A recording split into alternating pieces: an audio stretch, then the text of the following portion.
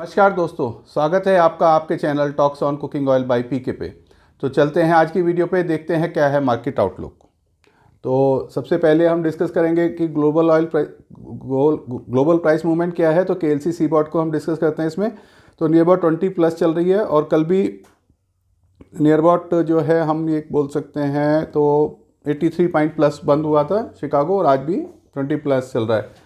और बात करते हैं ये केएलसी की बात हुई, सीबॉट के अंदर हमारा जो है कल 70-80 पॉइंट माइनस बंद हुआ था, जो कि दिन में प्लस चल रहा था, और फिर आज नियर अबाउट 20 प्लस चल रहा है। तो सीबॉट जो है काफ़ी ज़्यादा फ्लक्चुएशन दिखा रहा है। 51.94 के बाद फिर 52.60 हो गया, फिर 51.32 और फिर 51.93। तो सीबॉट में बहुत ज़्यादा फ्लक्चुएशंस आ रही हैं और उसी के हिसाब से हमारा बेसिस पॉइंट भी नियर अबाउट 10 पॉइंट्स के करीब आ गया है।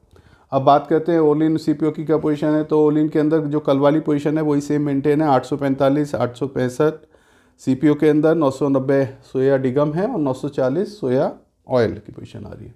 अब बात करते हैं स्पॉट प्राइसेस के अंदर। तो कोलू ऑयल जो है 108 रुपये बोला जा रहा है और बायर 107.75 का। थोड़ा सा मार्केट में डाउनवर्ड टेंडेंसी है, इसलिए मैंने 107 रुपये 80 पैसे लिया है।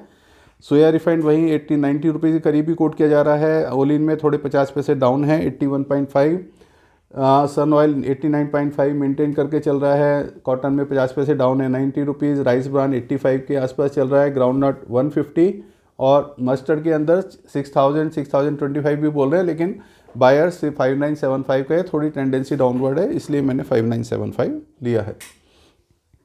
अब बात करते हैं कि पीछे से इंपोर्ट कॉस्ट क्या आ रही है। तो जो 865 के हिसाब से 51 रुपये 50 पैसे आ रही है और उसी हिसाब से हमारी 51.50 बिक रही है, तो ऑलमोस्ट सेम ही है। ओलिन 845 के हिसाब से 51,700 आ रहा है, तो वो भी पाम सेम भाव पे बिक रहा है। इसकी सोयाबीन की बात करें तो 91.8 बढ़ता है, जबकि ये यहाँ पे 90 बिक रहा है। वो उसके अंदर हम $20 का डिफरेंस आ रहा है।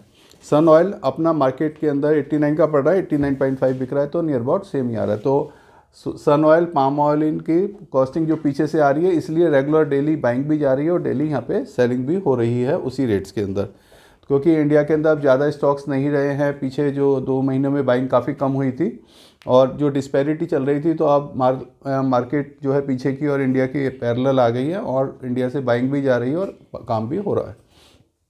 अब बात करते हैं कंज्यूमर पैक की क्या कॉस्ट आ रही है। 81.5 से हमारा 15 kg टीन का रेट 1471 रुपये आएगा। सोया रिफाइंड 1605 और मस्टर्ड कच्ची घानी 1864 रुपये आ रहा है। ये दिल्ली, यूपी, हरियाणा के रेट है। लीटर टीन पाउच बॉटल के रेट यहाँ दे सकते हैं। इसमें 2 रुपये का हमने डिपो का ऑनरोड फेट और मार्जिन लिया हुआ है और उस हिसाब से हमने ये रेट कैलकुलेट किए हुए हैं। अगर हम राजस्थान की बात करें तो 15 और गुजरात के लिए हम 25 रुपये जो 15 kg टीन है उसके अंदर हम कम कर सकते हैं। अब बात करते हैं पीछे 24 आवर्स में, 48 आवर्स में कोई ज़्यादा फ़र्क तो नहीं है। एक तो ब्राज़ील की स्विंग जो है एक मेन रीज़न चल रहा है बाज़ार के अंदर फ्लक्चुएशन का। आज का हमारा ये भी था, तेल बाज़ार ऊपर जाए नीचे जाए क्यों हो रहा, कोई ये बताए। तो ये जो कुछ रीज़न्स हैं जिसकी वजह से बाज़ार में बहुत ज़्यादा फ्लक्चुएशन आ रही है, उसमें एक ही है कि ब्राज़ील की जो ये स्विंग है वहाँ पे अभी डिस्टर्ब चल रही है। लोगों का जो ब्राज़ील के ऊपर, सोयाबीन के ऊपर बहुत ज़्यादा डिपेंडेबिलिटी होती है। नियर अबाउट 1600 लाख टन, जैसे हमारे इंडिया में 100 लाख टन हमारा सोयाबीन का पैदा होता है, वहाँ 1600 लाख टन होता है। तो इंडिया से आप समझ सकते हैं 16 गुना पैदा हो रहा है। तो 1600 लाख टन की वहाँ पे प्रोडक्शन के ऊपर जो है अभी सोइंग चल रही है, लेकिन वहाँ पे मौसम प्रॉपर नहीं मिल पा रहा है, मॉइस्चर प्रॉपर नहीं मिल पा रहा है। जहाँ कुछ जगह सोइंग हो गई है तो वहाँ पर भी ड्राई वेदर चल रहा है, तो उसकी वजह से वहाँ पे रीसोइंग की भी पॉसिबिलिटी बन रही है। वहाँ पे हमारी जो क्रॉप आती है फरवरी मार्च के अंदर आती है। अब हमारे जो महीने बचे हैं, हमारे पास ये अक्टूबर लास्ट और 15 नवंबर तक ही वहाँ पे सोइंग होनी है। तो अगर मौसम ठीक हुआ, सारी चीज़ सही हुई, तभी हम, इसलिए मार्केट में बड़ी ज़्यादा फ्लक्चुएशंस आ रही हैं कि जो ब्राज़ील के अंदर कभी मौसम की जो रिपोर्ट्स आती है कि बहुत सही हो गया है, सोइंग अच्छी चालू हो गई है, फिर कुछ एरियाज़ में डिस्टर्बेंस आ रही है। तो एक बहुत बड़ा जो मैटर है और जो प्लानिंग, उसमें जिस हिसाब से एल-नीनो के बारे में हम बात करते हैं कि पाम ऑयल के अंदर जो फ्लक्चुएशन आ रही है, तो वही फ्लक्चुएशन इस वक्त ब्राज़ील में चल रही है। इंडोनेशिया ने अपना एग्री मिनिस्टर चेंज करा है। पिछले साल भी काफ़ी ज़्यादा इंडोनेशिया में जो एग्री मिनिस्ट्री के अंदर काफ़ी मतलब बदलाव हुए थे, उसकी वजह से एक बहुत ज़्यादा फ़र्क आया था। उन्होंने, इंडोनेशिया ने कभी बैन कर दिया था अपना ऑयल मार्केट को फिर उसके बाद वहाँ पे एग्री मिनिस्टर चेंज हो गए थे, फिर दोबारा चेंज हुआ है, तो कोई बड़ा डिसीजन इंडोनेशिया ना ले एग्री मिनिस्टर के चेंज होने से। तो इसलिए मैंने थोड़ा पॉइंट मेंशन करा कि ये एक अभी कंसर्न रहेगा कि एग्री मिनिस्टर जो प्रेसिडेंट है ना उसने क्यों चेंज करा है और वो क्या इसमें बड़ा बदलाव करना चाह रहे हैं कहीं हमारे पाम से रिलेटेड तो नहीं। एक पाम की जो consumption is reduce in EU due to EU जो है हम यूरोपियन यूनियन को कहते हैं, वहाँ का डिफॉरेस्टेशन रेगुलेशन, इसको हम EUDR कहते हैं, तो वो उन्होंने लाए हैं। उसकी वजह से वो लोग पाम ऑयल का एक तरह से बहिष्कार कर रहे हैं। वो कह रहे हैं कि अगर जैसे इंडोनेशिया है और मलेशिया है वो फॉरेस्ट को जला के और फॉरेस्ट को डिस्ट्रॉय करके पाम के प्लांटेशन कर रहे हैं, तो हम पाम ऑयल को नहीं खरीदेंगे इन कंट्रियों से। तो उसकी वजह से EUDR आया हुआ है।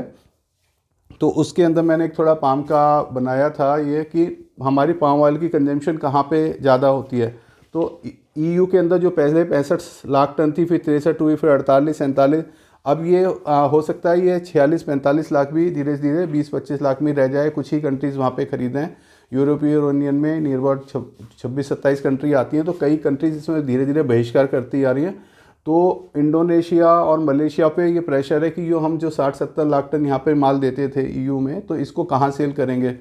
तो वो लोग इसके लिए कुछ जो वेस्ट अफ्रीका की और साउथ अफ्रीका की कंट्री से बात कर रहे हैं कि वो पाम की सप्लाई हमको वहाँ पे बढ़ाएं, या उसका प्रेशर प्राइसेस पे आएगा। और उसके इंडिया, जो हमारा इंडोनेशिया के बाद इंडिया सबसे बड़ा बायर है जो पाम ऑयल का खरीदता है, उसके बाद चाइना आता है, फिर EU आता है। तो EU इसका बहिष्कार कर रहा है। तो ये थोड़ा मेजर एरिया था, एक मेजर कंसर्न था। तो आई थॉट कि आपको डिस्कस करें। मलेशिया है 35 लाख टन के करीब कोई कंजम्पशन है अपनी, पाकिस्तान 35 लाख टन है, थाईलैंड की अपनी 24 लाख टन, यूनाइटेड स्टेट्स में बहुत कम जाता है पाम ऑयल, तो और उसमें भी काफ़ी मात्रा में वो लोग उसमें यूज़ करते हैं बायोडीजल के अंदर। नाइजीरिया है, बांग्लादेश, कोलंबिया, फिलीपींस, इजिप्ट और बाकी सब अदर्स के अंदर। तो ये हम इस अदर्स के अंदर बहुत बड़ा है, 157 लाख टन पूरे वर्ल्ड के अंदर सप्लाई जाती है इसकी। लेकिन EU के अंदर अगर नहीं जाएगा तो ये बहुत ज़्यादा फ़र्क रहेगा। तो आप ये पूरी पाम ऑयल का कंजम्पशन कितना जी अबाउट हमारा 700 लाख टन, अगर हमारी टोटल वर्ल्ड की जो प्रोडक्शन है वो 2200 लाख टन 2300 लाख टन के करीब है, तो नियर अबाउट हम ये कह सकते हैं कि 1/3 पाम डोमिनेट करता है पूरे वर्ल्ड के अंदर सप्लाईज के अंदर। और EU के नियर पर 10% भागीदारी थी इसके अंदर। जब हम 700 टन था, 65-70 लाख टन लेता था। अगर ये नहीं लेगा तो पाम ऑयल को थोड़ा सा डिस्काउंट करके ही बेचना पड़ेगा, तभी ये अपना प्राइस पे बिक पाएगा। तो ये तो रही पाम ऑयल की कंजम्पशन। ये EU डिफॉरेस्टेशन को मैं थोड़ा एक्सप्लेन करा। एक है DGFT का नोटिफिकेशन कल आया था, उसके बारे में काफ़ी थोड़ा बाज़ार में फहमी थी। तो ये नोटिफिकेशन आया था, तो इसमें जो 3 प्रोडक्ट थे, एक तो RBD palm oil, RBD palm styrene और पाम कर्नल, जो पहले मतलब फ्रीली जो एक्सेप्ट किए, फ्रीली इम्पोर्टेबल नहीं थे, अब उनको इस लिस्ट से हटा दिया गया है और उसको ऑल वेजिटेबल ऑयल्स के अंदर इंक्लूड कर दिया गया है। तो अब हम RBD palm oil, RBD palm styrene और RBD कर्नल ऑयल को फ्रीली इंपोर्ट कर सकते हैं किसी भी देश से। उसके ऊपर ये DGFT का सर्कुलर था, ये जो है DGFT ने नोटिफिकेशन निकाला था। इसके अंदर कोई भी ड्यूटी का इन्वॉल्वमेंट नहीं है, कोई ड्यूटी प्लस माइनस नहीं हुई है, सब बाजार बाकी सब चीज़ें सही है। खाली एक कोकोनट को उन्होंने रखा है जो STC के थ्रू मंगाएंगे। अगर पहले भी ये कोकोनट जो है STC के थ्रू ही रूट करा जाता था और अभी भी STC के थ्रू रखा है। बाकी ऑयल अब ये रहा कि स्टेरिन के आने से क्या फ़र्क पड़ेगा या पाम कर्नल के फ्रीली इंपोर्ट से कोई फ़र्क पड़ेगा, तो इसको कोई ज़्यादा कोई फ़र्क नहीं पड़ेगा।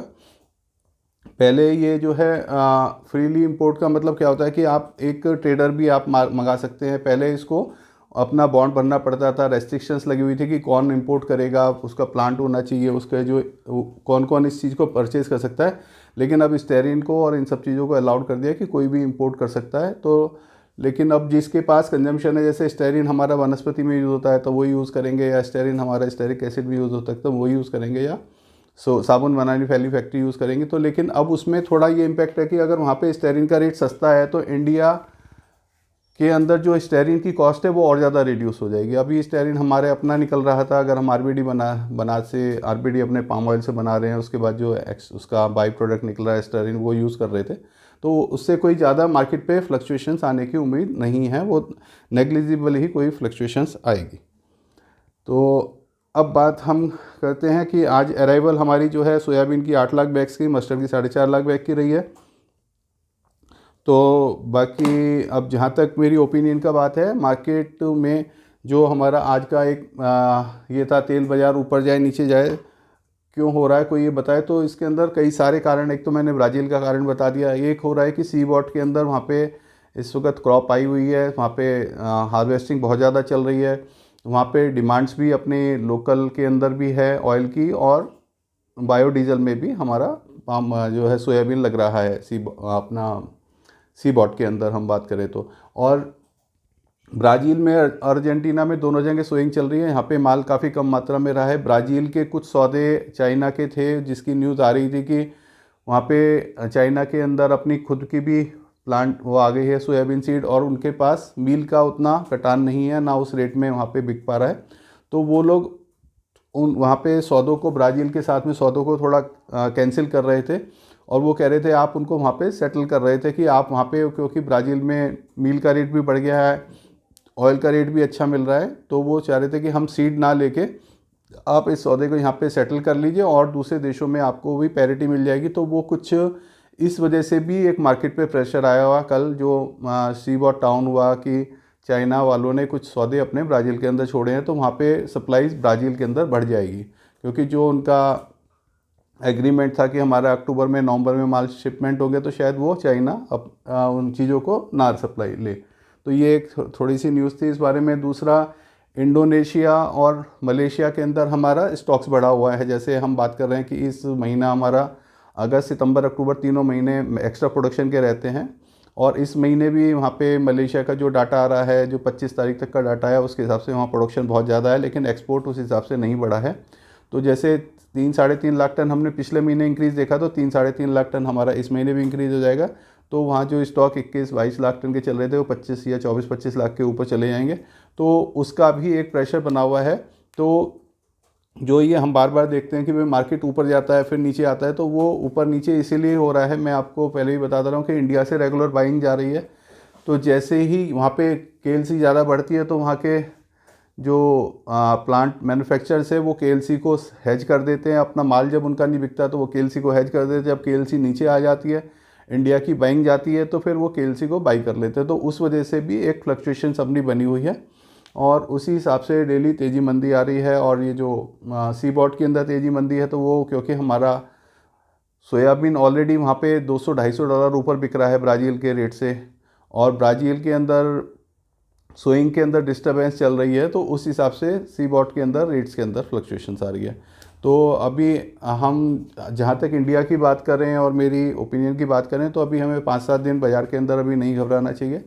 हमारी जो दिवाली की डिमांड है, और जो फेस्टिवल्स, अब करवा चौथ भी है और भी कई सारे फेस्टिवल दिवाली के साथ लगते हैं, तो उनकी डिमांड अभी फर्स्ट वीक तक रहेगी। हम 2-4 तारीख तक अपने को एक, मतलब हम कह सकते हैं पूरा नेक्स्ट वीक हमारे पास डिमांड रहेगी। तो हमें ज़्यादा रेट डाउन नहीं है, लेकिन लॉन्ग पोजीशन नहीं लेनी चाहिए, क्योंकि हमारे पास मलेशिया और इंडोनेशिया की स्टॉक्स की फीवर आ जाएंगी फर्स्ट वीक में, कि वहाँ कितना स्टॉक्स बढ़ रहा है कर रहा है, जो एंटीसिपेटरी आने लगती हैं। क्योंकि 12 तारीख को फाइनल रेट स्टॉक पोजीशन आती है, लेकिन जो एंटीसिपेटेड है, जो हमारी एजेंसी है, सर्वे एजेंसीज की रिपोर्ट आती है, तो उससे में आइडिया लग जाता है कि कितना मार्केट प्लस स्टॉक्स बढ़ेगा। तो उस हिसाब से वहाँ पे मार्केट फिर दोबारा से डाउन जा सकता है। तो उस हिसाब से अपने काम को थोड़ा लिमिटेड ही रखें, लेकिन मार्केट में बने रहें। जिसके बाद रेडी स्टॉक होगा, वो माल बिकेगा और रेगुलर आप कमा पाएंगे। तो जब भी माल सस्ते रेट में मिले, तो आपको थोड़ा लेके चल सकते हैं। Thank you. इसी के साथ मैं वीडियो को ख़त्म करते हैं। आप इसे लाइक करें, शेयर करें और सब्सक्राइब करें, जिससे कि, और एक उसमें नोटिफिकेशन के लिए बेल बना होता है, अगर आप उसको दबा देंगे, तो अगर आपके पास मेरे ग्रुप्स के थ्रू भी मैसेज ना आए, तो आप खुद भी डायरेक्ट आपके पास यूट्यूब पे मैसेज नोटिफिकेशन आ जाएगा, अगर आप उस बेल को दबाते हैं और सब्सक्राइब करते हैं, कि जब भी मेरी वीडियो अपलोड होती है। Thank you.